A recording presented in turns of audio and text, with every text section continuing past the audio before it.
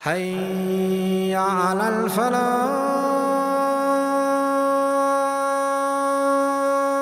We find unfortunately today, many Muslims, they say, or they have in their hearts doubt, or they have bad thoughts about their Creator, subhanahu wa ta'ala. They're full of doubt regarding the fact that everything that has happened, everything that will happen, and that nothing will happen except that it has been preordained and predestined by Allah subhanahu wa ta'ala. So we believe that things happen because Allah decrees them. And that doesn't mean that Allah loves evil. Allah only loves good, but Allah allows evil to happen for a wisdom that is with Him alone. I've heard with my own ears people saying, doesn't Allah know what is happening in Palestine, in Kashmir? Doesn't Allah see the bloodshed of our Muslim brothers dying? Of our mothers and our sisters being raped in various parts of the world?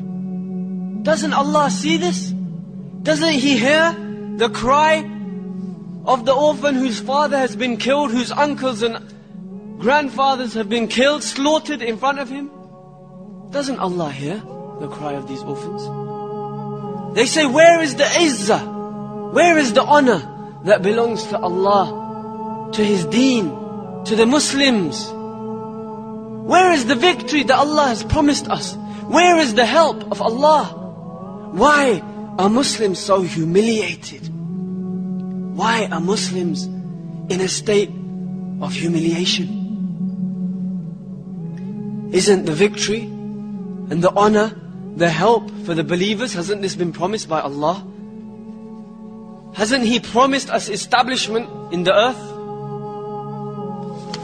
So they ask the scholars, the da'is, and the students of knowledge, where is this victory? Where is this honor? The kuffar, they say, are those who seem to have honor, who seem to have the upper hand, who seem to be victorious. The answer, my brothers and sisters, is that certainly these events happen.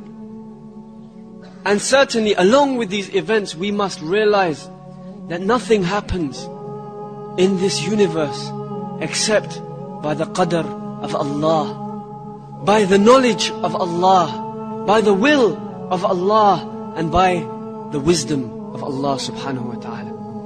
We are not more merciful to the oppressed than Allah.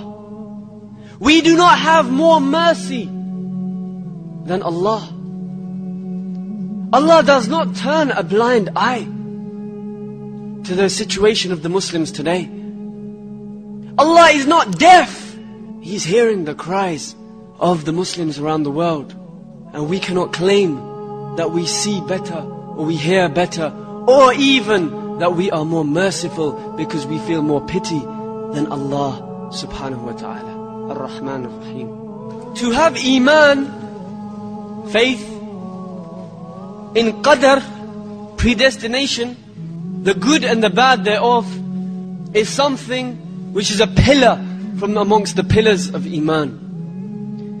Your iman is not sahih, it's not correct, and it's not accepted from you until you have iman and full yaqeen, full faith and certainty in this fact that nothing happens in the universe except by the will, knowledge and wisdom of Allah subhanahu wa ta'ala. This belief, wallah, will save you from every strife and struggle.